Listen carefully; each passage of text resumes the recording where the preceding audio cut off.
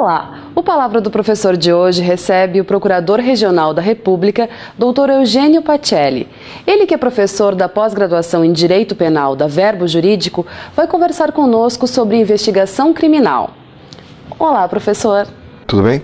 Dr. Eugênio Pacelli, nos fale um pouco sobre o tema da aula de hoje. O tema da aula não tangencia tanto a questão da investigação, porque cuida de métodos de interpretação, das possibilidades de interpretação da intervenção penal como um todo. Ou seja, a gente trabalha a ideia de fixar critérios para a interpretação, tanto do direito penal quanto do processo penal. Nós começamos terça-feira e hoje a gente tenta fechar, avaliando mais as consequências hermenêuticas no campo do processo penal especificamente. Nós tivemos recentemente a aprovação da Lei 12.850, que define organização criminosa e dispõe também sobre investigação criminal. Essa lei traz consequências diretas na atuação do Ministério Público. Na sua opinião, essa nova lei foi benéfica e corrigiu os equívocos da lei anterior? Não dá para fazer uma avaliação completa e nem nesses termos de ser benéfico ou não ser benéfico. Há benefícios dependendo da perspectiva e há malefícios dependendo de outra perspectiva. Eu vou tentar explicar isso melhor. Essa lei tem a vantagem, pelo menos, de definir o que significa organização criminosa.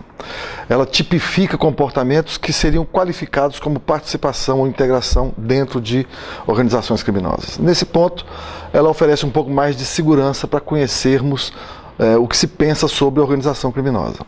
Em outros pontos, ela traz novidades bastante problemáticas, algumas delas já em pleno curso no direito brasileiro, que é a colaboração premiada. Então, essa nova lei tem a vantagem de esclarecer procedimentos relativos ao processo ou modo de se fazer uma colaboração premiada.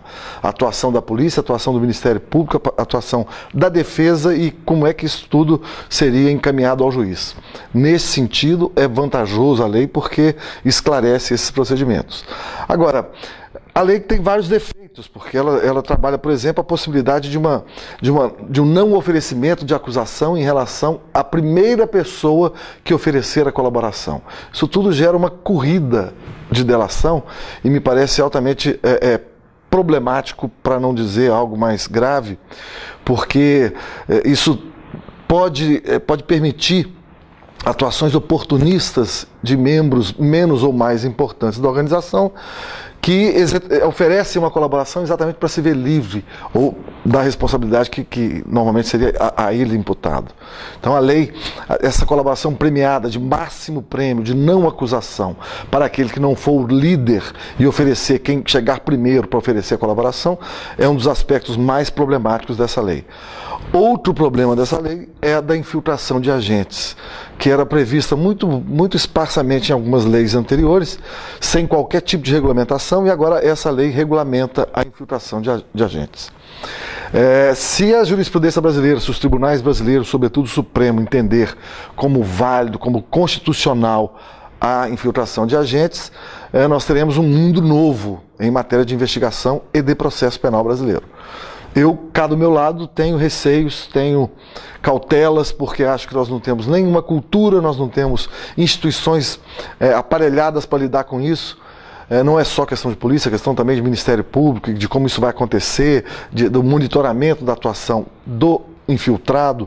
Enfim, é uma questão muito complexa e eu estou dando em minhas obras e minhas avaliações doutrinárias sobre a questão, eu estou reconhecendo que, por hora, nós devemos afirmar a inconstitucionalidade da infiltração de agentes.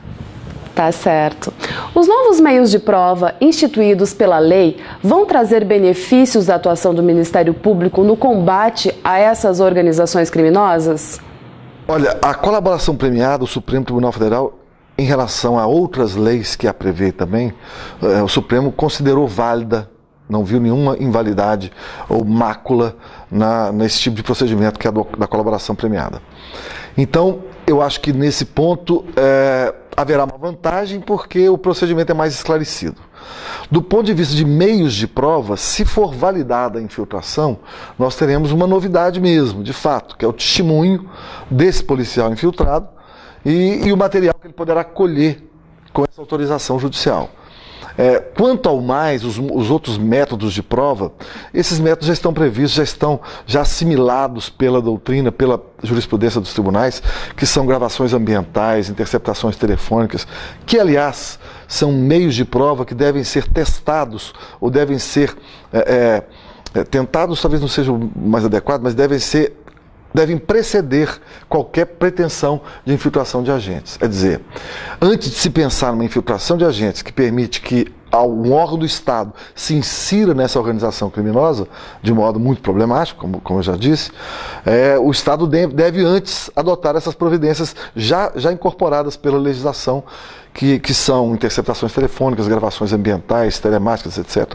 Isso tudo são meios de provas já assimilados na ordem jurídica brasileira e que, para fins de comprovação de organizações criminosas, são bastante úteis. Nesse sentido, há sim um benefício para a atuação do Ministério Público e da própria Polícia Investigativa. E, na sua opinião, qual foi o principal avanço dessa nova lei? Não dá para dizer. Eu acho que o avanço foi tipificar claramente o que significa organização criminosa, definir a estrutura dessa organização, não só o tipo penal, em que consiste o tipo de organização criminosa, mas também quais são as possibilidades de entender uma organização criminosa, como estrutura organizada, com divisão ou não de tarefas, enfim, isso tudo é uma vantagem.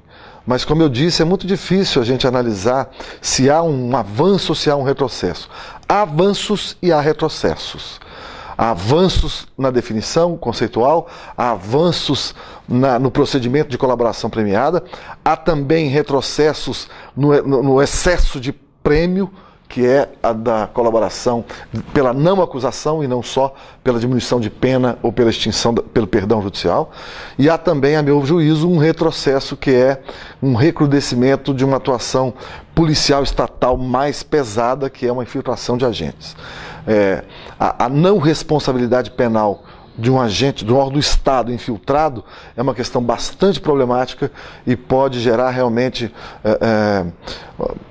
consequências muito graves em relação à validade de todo o processo penal que tenha por base uma investigação realizada nesses moldes. Esse é o grande problema. É o grande desafio também.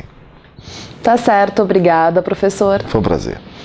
O Palavra do Professor de hoje fica por aqui. Agradecemos a presença do Dr. Eugênio Pacelli e até a próxima.